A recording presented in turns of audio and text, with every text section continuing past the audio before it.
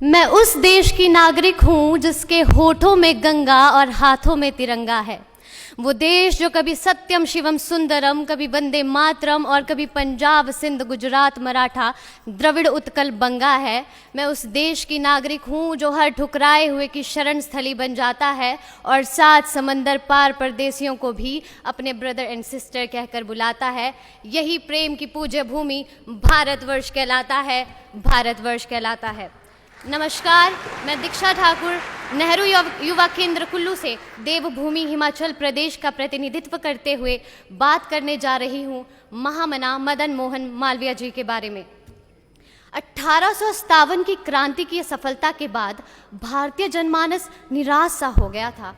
ऐसे में 25 दिसंबर 1861 को तीर्थराज प्रयाग में बालक मदन मोहन का जन्म हुआ, जिन्होंने आगे चलकर न केवल भारतीय संस्कृति का संरक्षण किया वरन शिक्षा के द्वारा परंपरागत और आधुनिक ज्ञान विज्ञान से समान्वित विकास एवं प्रसार से पराधीन राष्ट्र के आत्मविश्वास और स्वाभिमान को बढ़ाया। महामना की जीवन दृष्टि के 2 ही आधार थे, ईश्वर भक्ति और देशभक्ति। इन दोनों के उत्कृष्ट संश्लेषण, ईश्वर भक्ति का देशभक्ति में अवतरण और देशभक्ति की ईश्वर भक्ति में परिपक्वता महामना जी की जीवन दृष्टि का विशेष पक्ष था। महामना सच्चे अर्थों के तपस्वी थे। सात्विक तप के सारे पक्ष उनमें विद्यमान थे। श्रीमद् भगवद गीता में वर्णित वाचिक, कायिक और मानसिक तप के वे साधक थे।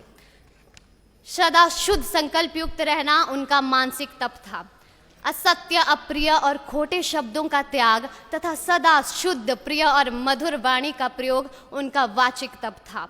दूसरों की सहायता करना, समाज की सेवा करना और देश और जाति के लिए अपने शरीर पर होने वाले कष्टों की परवाह ना करना उनका शारीरिक तप था। महामना प्रखर राष्ट्रवादी और उच्च कोटि के देशभक्त थे।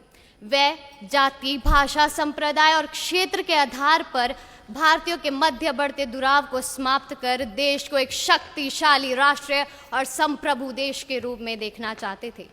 अपने इन्हीं सपनों को साकार रूप देने के लिए और शिक्षा के व्यापक प्रचार प्रसार के लिए महामना ने काशी में हिंदू विश्वविद्यालय की स्थापना की।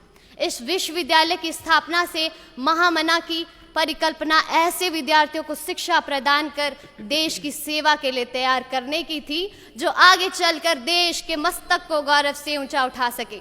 तो आइए आज हम सब भी ये प्रण लेते हैं कि हम आगे चलकर हर वो संभव कार्य करेंगे जिससे हमारे देश का मस्तक गौरव से ऊंचा हो सके। जय हिंद, जय भारत।